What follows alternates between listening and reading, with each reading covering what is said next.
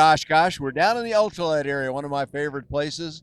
And we had to come by and not only look at an airplane we wanted to see, but I had to come and see an old friend. I'm go. Dan Johnson. This is Mike Makepeace. And Mike, you and I have flown together a few times over the years. And it's something kind of like this, but tell me what we're standing in front of here. All right, we're in front of the Dakota Hawk. It's exactly like one that you and I flew in several years ago. Same engine setup, different paint job, same airplane. Now, a lot of people know the Fisher line because there are a whole bunch of airplanes. Almost all of them are single place, or maybe not all of them, but the majority of them are single place aircraft.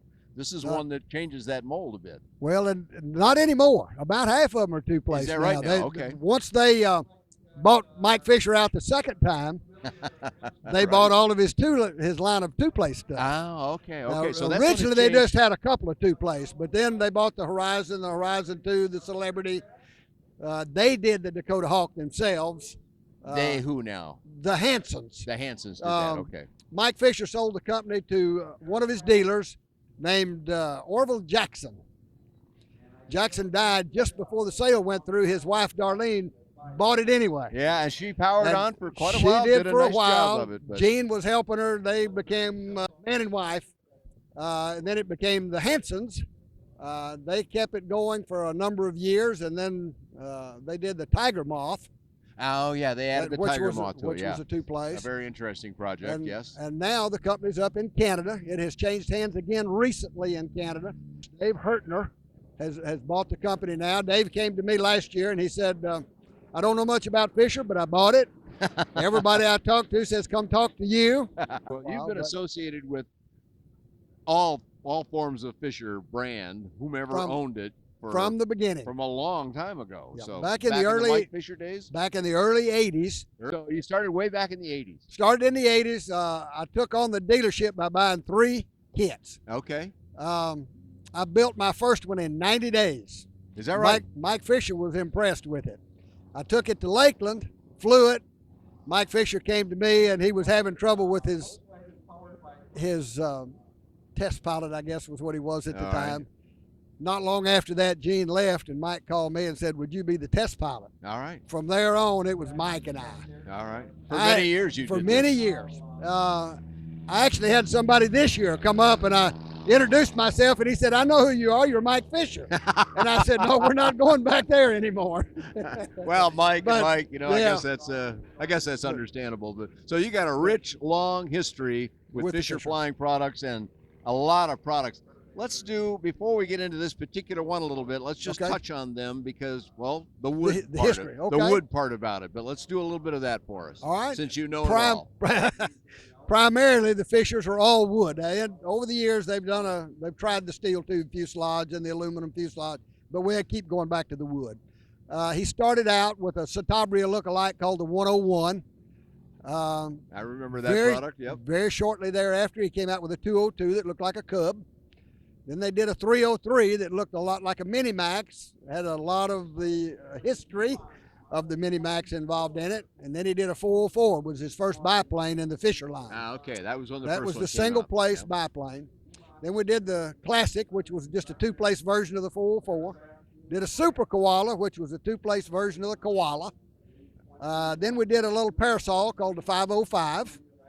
Then he did a replica type of a 150. It really didn't look like a 150, but it had a tricycle gear and looked kind of like it. That was called the 606. Well, the airliners had 707, so we quit there. Started doing 2-place stuff. All right. The Hansons, or Jacksons at the time, bought the company.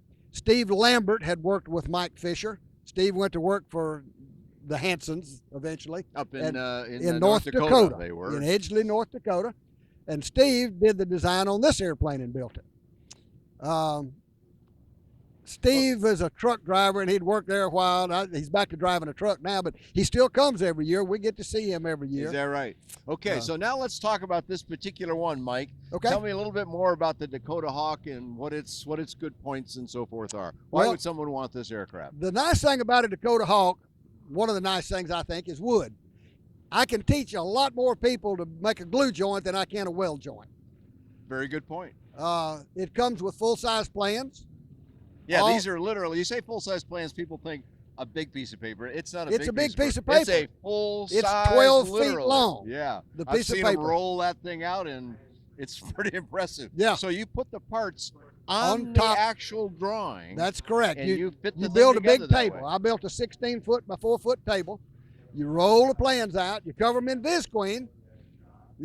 Some people say wax paper, but that's lots of wax paper. Visqueen works just as well. You literally get up in the middle of it, like you're building a big model airplane, and you build right on top of the plan. It's a kind of a remarkable project. It's people, a big model airplane. People really don't get the full-size drawing means that size, as you see it. And there's about 14, depending on the model, 14 to 16 sheets of paper.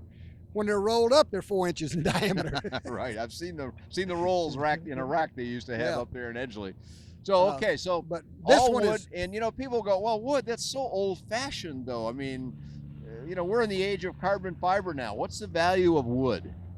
economy. Keeps if you the didn't price hear down. me, economy. There you go. That's better. So. It's fairly inexpensive. It's easy to work with. It's available. It's light. If it's put together correctly, you can actually build a wooden airplane as light as you can build a tube and fabric. Is that right? And this some people airplane right here weighs 665 empty. Is that right? Okay. With what engine have we got in here? I've got the 912. Okay. The UL 912, the 80 horsepower. Right. Okay. What is a builder now? The full-size plans, the wood, the easier glue joints, some of the things you mentioned. What kind of build time would it take for somebody to put a Dakota Hawk together? If you get busy and stay with it, you can build one of these in 700 hours. 700 hours. The problem, maybe like a year's worth of effort then. A year and a half, depending 2 on how years. much hours per week you can put into it, of what course. usually happens, it takes people so long with any project, they start on it, they work on it a while, they take a hiatus for a while, they come back. Well, every time you do that, it takes several hours to figure out where you were and what you were going to do next. I see. So in about a year's time, if you can stick with it, would you have it to painted, mounted engine, instruments, the whole bit in that time? Should be able to if you would spend 2 hours every day. Okay. 7 days a week. All right. So that as you're doing whatever you fresh in your do, mind all that's the right. time. Okay. You're always planning in the back of your mind, what am I going to do next? Okay. And you just go do it. If you have to go drag the plans out and say, let's see, last time I did it, pretty soon you've spent 30 minutes for every hour that you worked. Now your time keeps going up. Yeah, sure. Very few people will stick with it for a solid year like that. All right. So 700 hours, 2 hours a week, you're doing good. 2 hours a day. 2 hours a day, excuse me, 7 days a week. And if you do that, you can get this done in fairly short order, keep it moving on a steady pace. But let's also talk about money then. And folks, prices change. We'll come back and give you some information about where to get the latest. But let's put it in a framework. If you went out and bought all new everything, for example, a brand new 912 engine, that alone is going to cost you around 20 grand or so.